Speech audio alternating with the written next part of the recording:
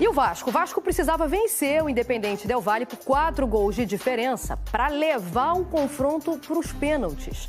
Só que o time só empatou e está eliminado da competição.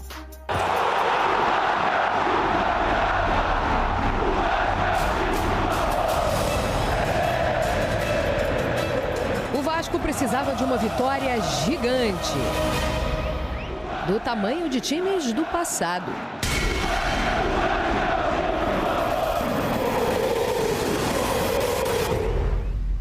O Vasco tem a história que tem por conta das conquistas que está na história do clube. Desde o Expresso da Vitória, passando pelo time de 74, de 89, dos anos 90, 2000. Viradas que a torcida vai lembrar para sempre. Uma virada de ficar marcada no livro do Vasco. Mas que nos últimos tempos não se repetem mais.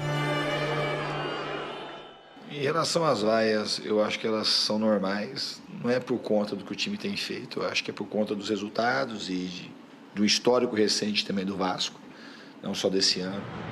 O time começou o jogo em cima do Del Valle. Verratti cabeceou firme e Vilar fez uma defesaça. Tietê tentou de fora da área, mas mandou para fora. Até que Rayan perdeu uma grande chance na cara do gol. E a gente poderia até ter resolvido encaminhar a classificação no primeiro tempo. E aí o Del Valle aumentou a vantagem que já era enorme. Spinelli desviou de cabeça e deixou o placar agregado em 5-0. A gente teve muita chance clara para fazer o gol, eles não tiveram quase chance nenhuma e conseguiram fazer o gol deles. Logo depois, Verratti perdeu outra das chances claras do Vasco no primeiro tempo, na pequena área. E os vascaínos perderam a paciência em São Januário.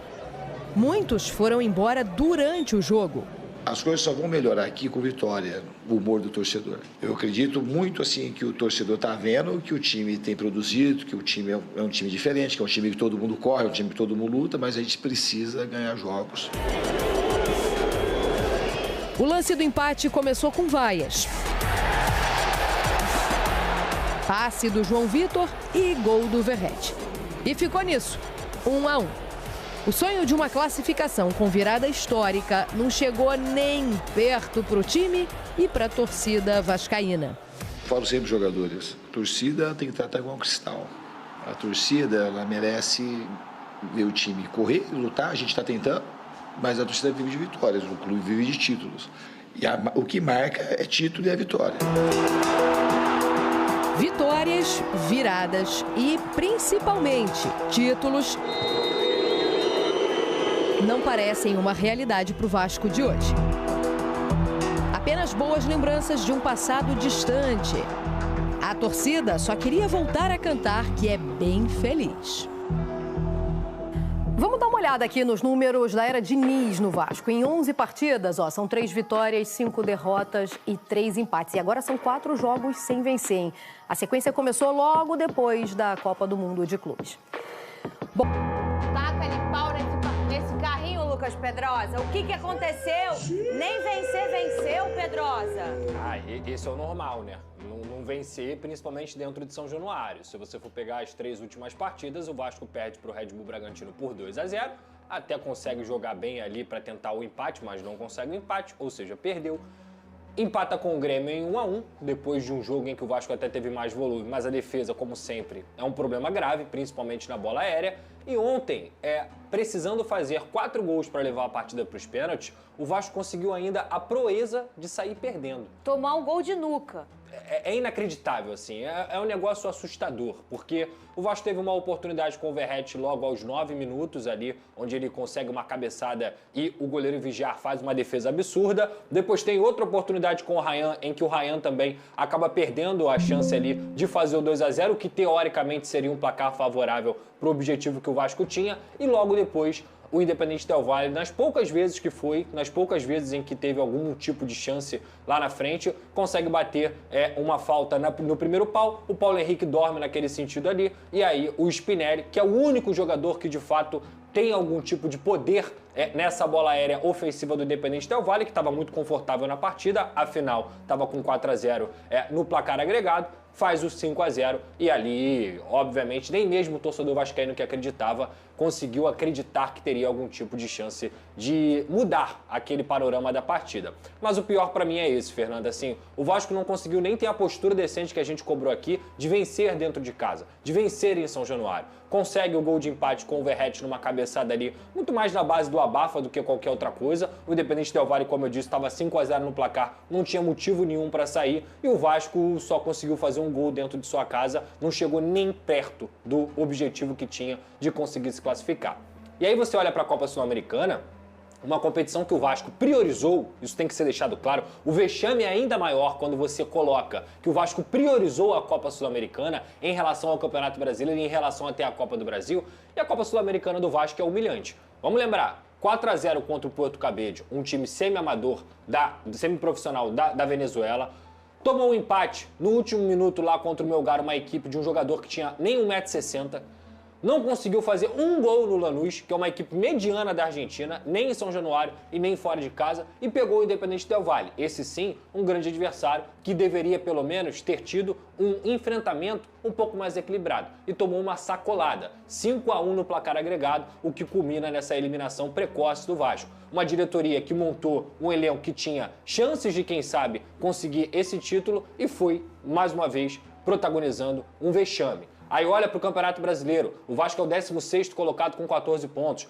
pontuação de Z4, porque o Santos está com o mesmo ponto e está na 17ª colocação. O Vasco pega um Internacional no próximo domingo. Olha para a Copa do Brasil, está classificado, mas se classificou porque o Léo Jardim conseguiu pegar 3 pênaltis no momento decisivo dentro de casa, o que é, obviamente, passar no sufoco. A gestão de futebol da gestão Pedrinho, digamos assim, ela é horrorosa. Ela é uma humilhação para o torcedor. E ontem em São Januário a gente viu isso, os protestos xingando o presidente, os protestos da torcida, pouca gente, inclusive em São Januário. Por quê? Porque não tem mais sinergia. O campo, ele não consegue responder ao que a torcida faz. E a torcida, coberta de razão, tá de saco cheio. Tá de saco cheio de ver o João Vitor, que inclusive debocha da torcida do Vasco, não só no jogo contra o Equador na primeira partida, mas ontem na entrevista que ele deu na Zona Mista.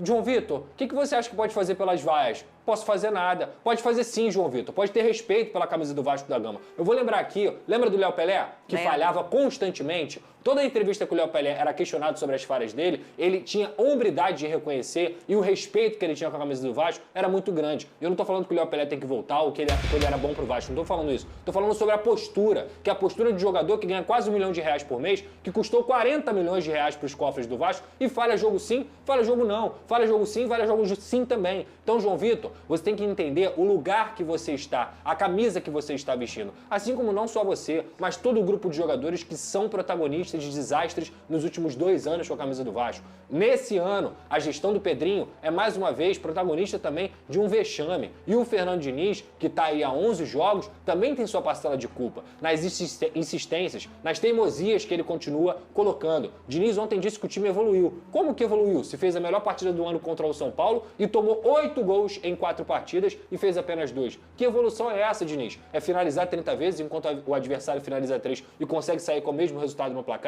O Vasco não está evoluindo em nada. O Vasco é um clube que hoje é mal gerido, é um clube que hoje tem um autoritarismo por parte da diretoria e que precisa ser humilde o suficiente, como eu coloquei lá no tweet, para vir para o torcedor e falar assim: torcedor, desculpa.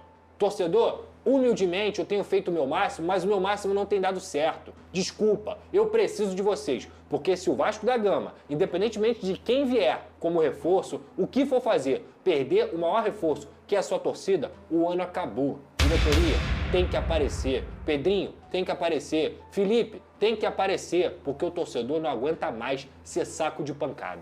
Família vascaína, e agora quem vai sair desse time do Vasco? O que tá acontecendo? O torcedor do Vasco não aguenta mais.